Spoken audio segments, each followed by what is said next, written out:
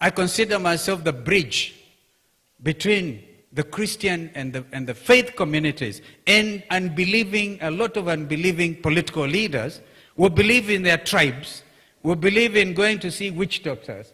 And therefore, when you look at Stephen Kalonzo Musyoka, please look at me as the bridge, absolutely less than perfect as a human being, but only holding on to the cross of Jesus Christ.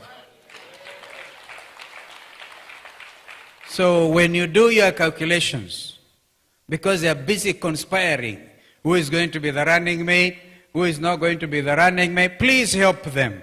Help them to know that what God has determined, no human being will stop it.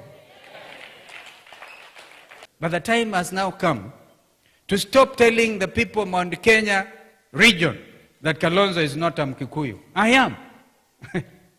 Are you with me? Are you with me?